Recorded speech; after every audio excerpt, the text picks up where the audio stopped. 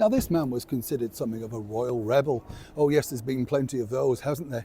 Well, you could say I'm a bit of a royal rebel, couldn't you? Because we're revealing all of those wonderful stories and secrets of our brilliant British monarchy. But when you think about it, and I often think this with particular entertainment figures, they get lost in the space of time in history, and what seems shocking and absolutely outrageous at that time really means nothing in today's world. It's a bit like the swinging 60s, isn't it, girls? And the miniskirts, it's so tame for what you consider today.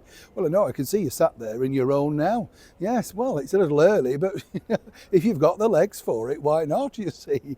Now, on a more serious note, as you know, to tickle the royal funny bone is, well, or was considered to be rather difficult, because you couldn't really have acts on that were, seen as, how shall we say, in bad taste. I remember speaking to the brilliant comedian, one half of Mike and Bernie Winters, who told me that they virtually binned half their act in the rehearsal because the boss at the time, Robert Nesbitt and Bernard Delfont, said it wasn't suitable for royal ears.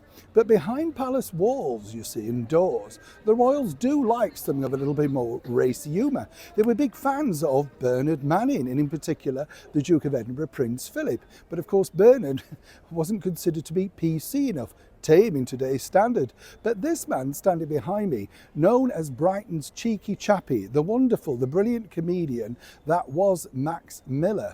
Now, Max was born here and became very successful, almost part of the world famous London Palladium during the war years, and he had a blue book and a white book. And the blue book, of course, well, you know what that was about. And the bottom line was that everybody wanted to hear the blue book. But sadly for him, the BBC decided, a little bit like another royal favourite, George Formby, he was way too risque, and so they decided to ban him. But he became such a crowd pleaser at all the big vaudeville theatres and variety theatres up and down the United Kingdom, the Holborn Empire, the London Palladium. He even, ventured up north to the Dewsbury Empire. How brave was he? Yes, Northerners, you know how hard we are to make laugh. And even Glasgow Empire, and he did very well because he was just a funny man. But you see, according to sources, the bottom line was the people that I'd interviewed that knew him well, he had a reputation of being a little bit stingy, didn't want to spend his money, didn't like to buy a round of drinks, that sort of stuff. We could be kindred spirits, I think. But Max Miller, you see, as I say, was popular with the royals, but he had a mega falling out with the impresario Val Parnell. Now, Max at this point had already appeared in 2 royal variety performances. And Max sadly was only given 6 minutes to actually entertain the royals, including the King. But we knew that the King and, of course, Queen Elizabeth, the Queen Mother now, as we know her, absolutely enjoyed his comedy. But what happened at the 11th hour was this. He was allotted his 6 minutes, and the boss, Val Parnell, said, "That's your time." Well, Max then found out that an American comedian, the equally brilliant Jack Benny, had been given 12 minutes, and he was, to close the show.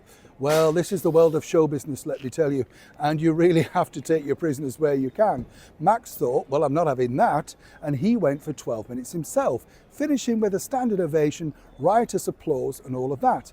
When he came off the edge of the stage, the boss, Val Parnell, was in the wings at the London Palladium and said, "You'll never work in my theatres again."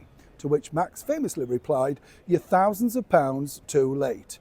But what happened was Jack Benny really did struggle to win over the crowd because Max had paralysed them.